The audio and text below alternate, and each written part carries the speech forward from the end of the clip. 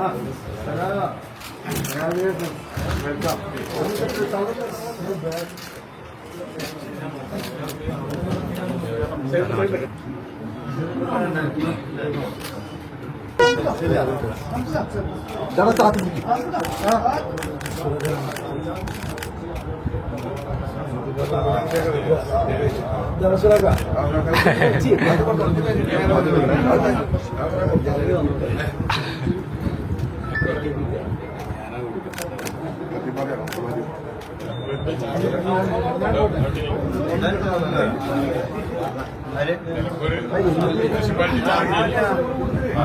ഇക്ബാൽ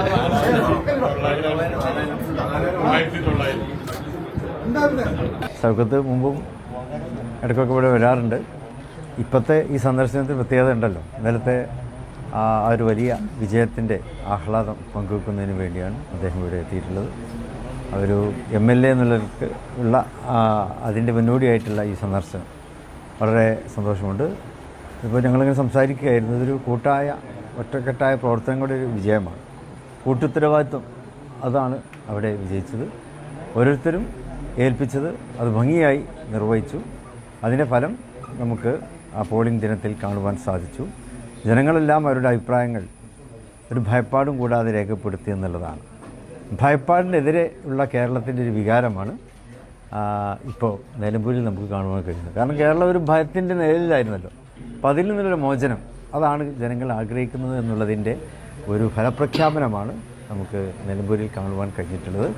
ഇത് തുടർന്നുള്ള കേരളത്തിൻ്റെ രാഷ്ട്രീയത്തിൽ ഇത് വളരെയേറെ ഞങ്ങൾക്ക് ആത്മവിശ്വാസം പകരുന്ന കാര്യമാണ്.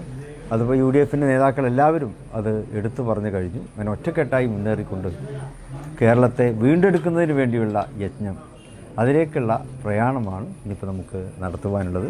അതിന് ഒരു നിയോഗമാകാൻ ആര്യാടൻ ഷൗക്കത്തിന് സാധിച്ചിരിക്കുന്നു എന്നുള്ളതാണ്. അദ്ദേഹത്തിൻ്റെ പിതാവും UDFനെ ശക്തിപ്പെടുത്തുന്നതിൽ വലിയ പങ്ക് വഹിച്ച വ്യക്തിത്വമായിരുന്നു. അപ്പോൾ ആ പാത പിന്തുടർന്നുകൊണ്ട് ഷൗക്കത്തിനും ഒരു MLA എന്നുള്ള നിലക്ക് UDFനെ ശക്തിപ്പെടുത്തുവാനും നിലമ്പൂർ നിയോജക മണ്ഡലത്തിന് കൂടുതൽ കാര്യങ്ങൾ ചെയ്യുവാനുമൊക്കെ സാധിക്കും. എല്ലാ വിധത്തിലുള്ള ആശംസകളും വിജയങ്ങളും ഞാൻ നേരുകയാണ്. ഈ MLA-മാരുടെ എണ്ണേ 12-ൽ നിന്ന് 13 ഇപ്പോൾ ജില്ലയിൽ. അതെ, അതിപ്പോൾ ഇനി 16 കാത്തിരിക്കുക. അടുത്ത തിരഞ്ഞെടുപ്പോട് കൂടി 16 ആദ്യം തെരഞ്ഞെടുപ്പ് റിസൾട്ട് വന്ന് ആദ്യം തന്നെ പാലക്കാട്ടേക്കാണല്ലോ വരുന്നത്. തീർച്ചയായും നിലമ്പൂരിൽ യഥാർത്ഥത്തിൽ തെരഞ്ഞെടുപ്പ് പ്രചരണം തുടങ്ങിയത് മുസ്ലിം ലീഗ് ആദ്യം മുന്നൊരുക്കം എന്ന് പറഞ്ഞൊരു വലിയ പരിപാടി, ആ താഴെ തട്ടിലെ അണികളെ മുഴുവൻ സജ്ജരാക്കാൻ, തെരഞ്ഞെടുപ്പിന് സജ്ജരാക്കാൻ. അത് കഴിഞ്ഞ് ഉള്ളൊരുക്കം എന്ന് പറയുന്ന പരിപാടി. മുസ്ലിം ലീഗിൻ്റെ നിയോജകമണ്ഡലം പ്രസിഡൻ്റൊക്കെ ഇവിടെയുണ്ട്, ഇക്ബാൽ മാസ്റ്ററൊക്കെ എൻ്റെ ഇവിടെയുണ്ട്. വളരെ സജ്ജമായതിന് വാസ്തവത്തിൽ തെരഞ്ഞെടുപ്പ് പ്രചരണ തുടക്കത്തിൽ മുസ്ലിം ലീഗായിരുന്നു മുന്നിൽ, കോൺഗ്രസ് കുറച്ച് പിറകിലായിരുന്നു. പിന്നീട് ഒരുമിച്ച് UDFൻ്റെ ഒറ്റക്കെട്ടായിട്ടുള്ള പ്രവർത്തനം. ഞാനെൻ്റെ തെരഞ്ഞെടുപ്പ് പ്രചരണം തുടങ്ങിയത് ഇവിടെ കൊടപ്പനക്കുന്ന് തറവാട്ടിലെന്ന് തങ്ങൾ ഹജ്ജിന് പോയതായിരുന്നു. ഫോണിലൂടെ ആദ്യം എനിക്ക് അനുഗ്രഹം ചൊരിഞ്ഞുകൊണ്ടാണ് ഹജ്ജിന് പോയത്. മാത്രമല്ല ഹജ്ജ് കഴിഞ്ഞ് നേരെ 4 മണിക്ക് അങ്ങോട്ടെത്തി എത്തിയത്. തങ്ങൾ എത്തിയിട്ട് നേരെ നിലമ്പൂരേക്കാണ് വന്നത്. ഹജ്ജ് കഴിഞ്ഞ് വന്ന് നേരെ ആ അനുഗ്രഹത്തോടു കൂടി തന്നെയാണ് നേരെ തങ്ങൾ നിലമ്പൂർ വന്ന് തെരഞ്ഞെടുപ്പ് പ്രചരണ രംഗത്ത് അതിന് നേതൃത്വം നൽകാൻ, അതിനുവേണ്ട ഉപദേശങ്ങൾ തരാൻ, നിർദ്ദേശങ്ങൾ തരാൻ. അതുപോലെ തന്നെ PK കുഞ്ഞാലിക്കുട്ടി സാഹിബ് എപ്പോഴും നമുക്കറിയാം UDFൽ എവിടെയൊക്കെ എന്തൊക്കെ ഉണ്ടെങ്കിലും അത് ഒരുമിപ്പിക്കുന്ന ഒരു വലിയ ദൗത്യം നിർവഹിക്കുന്നത് എപ്പോഴും എല്ലാ കാലത്തും.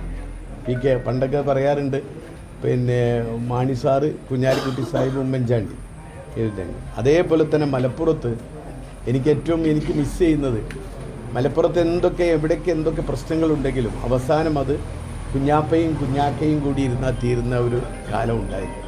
അതിന് കുഞ്ഞാക്കയില്ല. ആ ഒരു ഉത്തരവാദിത്വം കുഞ്ഞാക്കയില്ലെങ്കിലും ആ ഉത്തരവാദിത്വം ഞാൻ നിർവഹിക്കുമെന്ന തീരുമാനത്തോടു കൂടിയാണ് PK കുഞ്ഞാലിക്കുട്ടി സാഹിബ് നിലമ്പൂരിൽ വന്ന് അതിൻ്റെ തെരഞ്ഞെടുപ്പ് രംഗത്ത് പ്രവർത്തനങ്ങൾക്ക് നേതൃത്വം നൽകി. ഇത്രമാത്രം എന്താ പറയുക, ഒരു ചെറിയൊരു ലൂപ്പോൾ പോലും ഉണ്ടാകാൻ പാടില്ല. എല്ലാ ഓട്ടയടച്ചുകൊണ്ടുള്ള ഒരു പ്രവർത്തനത്തിനാണ് മുസ്ലിം ലീഗ് നേതൃത്വം നൽകിയത്.